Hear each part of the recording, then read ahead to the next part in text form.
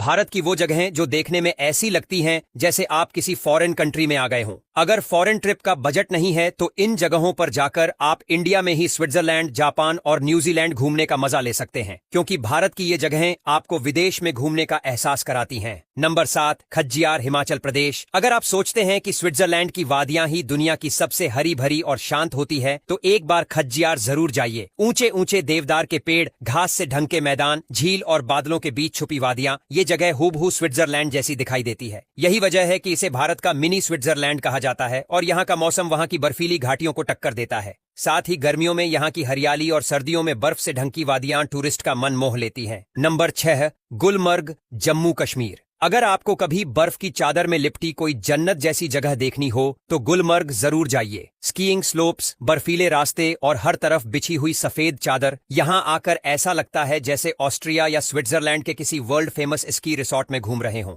और यहाँ की गंडोला राइड, भाई साहब, एक बार बैठ गए तो बादलों के ऊपर उड़ते हुए दुनिया अलग ही लगती है। गुलमर्ग की ठंडक और रोमांस का एक्सपीरियंस एकदम इंटरनेशनल है, वो भी देसी ट्रिप के बजट में। नंबर 5, औली, उत्तराखंड। औली के बारे में जो लोग सोचते हैं कि वो सिर्फ स्नो डेस्टिनेशन है, उन्हें वहां जाकर समझ आता है कि ये जगह असल में कितनी क्लासिक है। चारों तरफ पाइन ट्रीज, सफेद बर्फ की ढलानें और दूर नंदा देवी की पहाड़ी, एकदम जापान के किसी पोस्ट कार्ड जैसे नजारे। यहाँ की केबल कार राइड और स्नो फेस्टिवल इतने शानदार होते हैं कि एक्सपीरियंस जिंदगी भर याद रहता है। और जो शांति यहाँ मिलती है वो सिटी की टेंशन को एकदम गायब कर देती है। नंबर 4, लेपचाजगत, वेस्ट बंगाल। दार्जिलिंग के पास छिपी इस जादुई जगह के बारे में ज्यादा लोगों को पता नहीं है, लेकिन जो एक बार यहाँ आता है वो बार बार आना चाहता है। यहाँ सुबह सुबह आपके कमरे के बाहर बादल खड़े रहते हैं जैसे आपको गुड मॉर्निंग बोलने आए हों। यहाँ की वादियां, जंगल और सन्नाटा, ऐसा लगता है जैसे आप न्यूजीलैंड की किसी जंगल ट्रेल पर चल रहे हों। यहाँ का सुकून, यहाँ की हवा और यहाँ की सादगी,